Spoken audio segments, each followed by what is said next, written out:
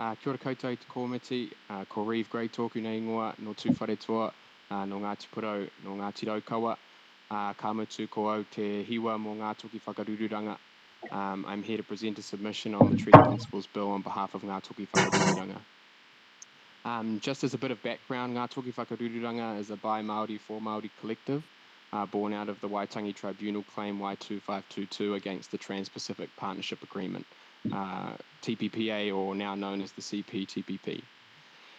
During the negotiations of the TPPA, the Crown violated its obligations to Māori, and its solution to the problem for future negotiations was to sign a mediation agreement with Ngā Toki Whakarururanga, who would carry the take of the claimants going forward. In short, we are the Te Tiriti o Waitangi-led voice in the international trade space, and our mediation agreement with the Crown guarantees that we will have genuine and meaningful influence on trade policy and trade negotiations. However, Ngā Toki Whakarururanga also sees its own broader mandate as informed directly by the guarantees enshrined in He Whakaputanga and Te Tiriti o Waitangi, both of which affirm the sovereignty of Māori and therefore the Māori right to treat and participate as sovereign in entering international agreements. Te Tiriti and He Whakaputanga are the cornerstones of our constitution. To meddle with them for the trivial pursuit of a minority political agenda, as this bill does, is sacrilegious, a spiritual violence that defiles the kawinata tapu, or sacred covenant between past, present and future generations. It dishonours who we are both as tangata whenua and tangata tiriti, living in Aotearoa. With this understanding, Ngā Toki Whakarururanga opposes the bill, all that it represents, and the drawn-out tokenistic Crown process that has arisen as part of its consideration. The committee and this government need to effectively immediately close the book on this bill, hear the truth of the people who have spoken in various fora over the past few months, rein in the harm that has been perpetrated on communities across Aotearoa, and stop the wasteful spending of public money on this ill-informed brainchild, the brainchild of an ACT Party leader whose true loyalty lies for the insidious agenda of peeling back all guardrails to the rich getting richer. Other submitters have spoken at length about the violations this bill presents on the domestic level, so my focus today is to draw attention to the international context in which Ngā Toki Whakarururanga has vast experience in. Our ongoing work bringing a Te Tiriti-based perspective to trade policy negotiations illustrates that the sacrosanct nature of Te Tiriti o Waitangi transcends the shores of Aotearoa, New Zealand. As a trading and navigating nation, we as Māori have been looking to our horizons and responding to them in innovative ways, mai rā anō. In conjunction with laying the instructions for the constitutional arrangements of our nation, Te Tiriti and He Whakaputanga represent international agreements entered into by independent sovereign nations, where Māori absolutely retain their right of international treaty making. As Moana Jackson laid out during the Waitangi Tribunal claim against the TPPA, quote, "Because mana could not be ceded in tikanga or Māori legal terms, it is in fact axiomatic that the authority and responsibility of iwi and hapu to treat could also not be ceded. It is similarly axiomatic that the authority to treat could not be delegated or subordinated in a treaty to that of another polity," end quote. Crucially, Māori should be able to exercise their tino rangatiratanga in response to developments in the global system. Tino rangatiratanga over our taonga guarantees protection against threats of all kinds, both domestic and international. Māori have recognised this for a long time. Over a century marked by increased globalisation and trade liberalisation, Māori have remained fully alert and have done all that they can to protect the things they hold most dear. This is indicated, for example, by work in the Y262 claim and the Mātātua Declaration. Māori also contributed heavily to the global fight for Indigenous rights and obligations, demonstrated through extensive contributions to the United Nations Declaration on the Rights of Indigenous Peoples. All of this work to protect our taonga from international threats has been led by Māori, while the Crown has only ever worked to undermine these efforts. Ngā Toki Whakarururanga carries on this tradition of protecting Māori rights internationally, specifically in the world of modern trade agreements. We operate with Te Tiriti as our foundation, the framework for determining how we ought to engage with the international trade system. The Crown continues to undermine this mission, and this bill represents one of the more grand installations in a long tail of Crown-led sabotage. Furthermore, the coalition government has exacerbated these issues through their aggressive regime of signing on to as many new international trade agreements as possible in the shortest amount of time possible, While the Crown actively promotes New Zealand's cultural and inclusive values on the global stage, entering into numerous agreements with other countries and touting these values as reasons to partner with us, its actions at home tell a starkly different story. Through this bill, it has enabled one of the most brazen and egregious violations of Te Tiriti o Waitangi, the very foundation that grants the Crown even a semblance of legitimacy in the international arena.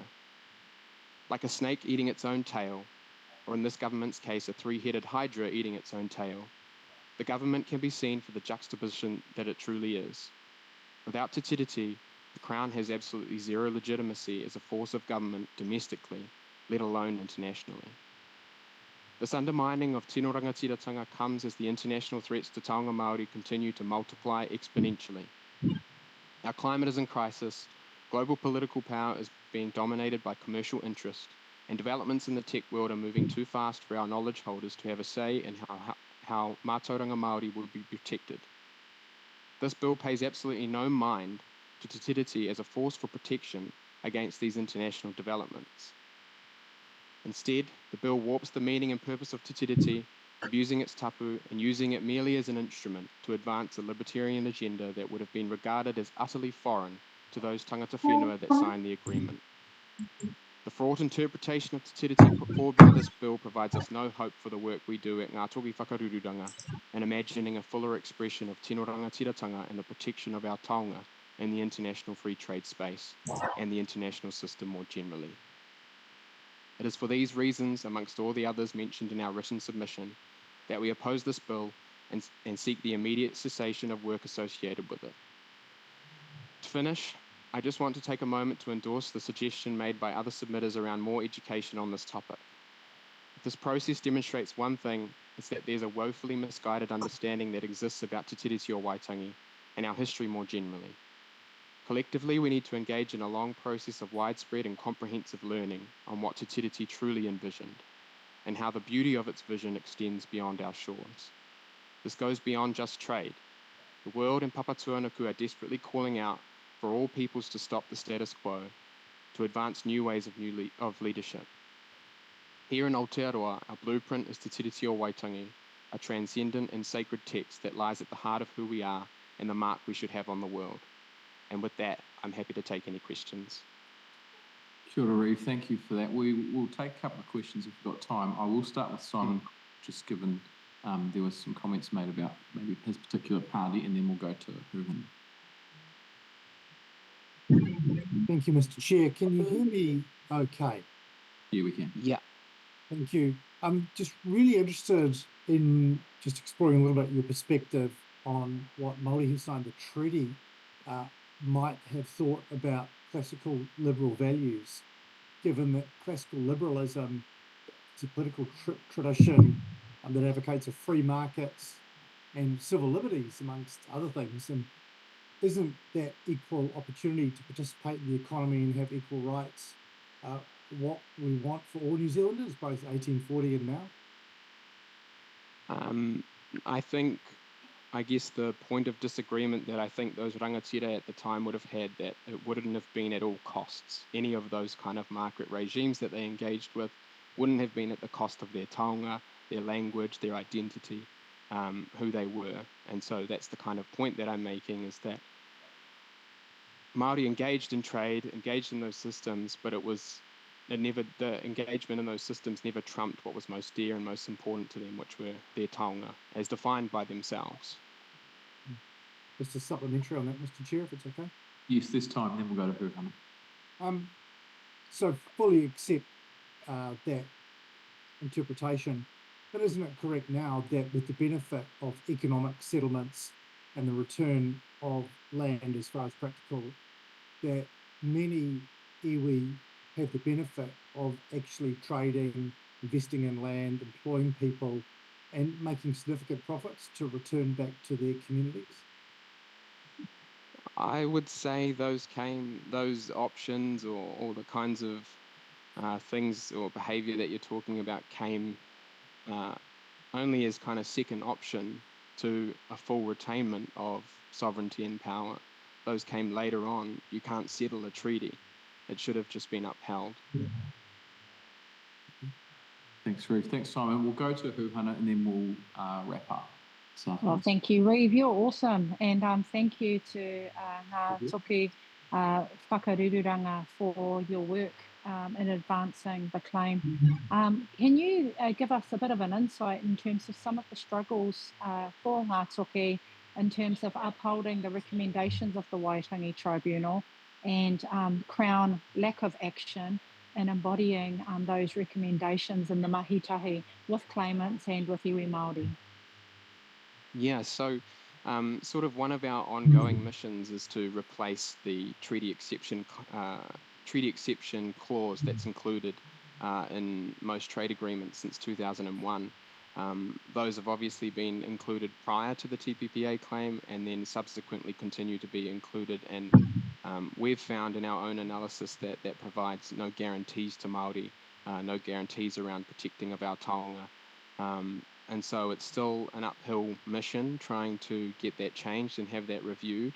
But at the same time, I can't imagine what this bill has done for those prospects and what the reality of this bill would do for the prospect of even the inclusion of the treaty within trade agreements. And so, like I said, it's kind of a winding back of any kind of guardrails. Thanks, Rhieve. Thanks, everyone, for the questions and for your time this afternoon, Rhieve. We appreciate you stepping in as well and allowing us to rejig the schedule a little bit. Kia ora.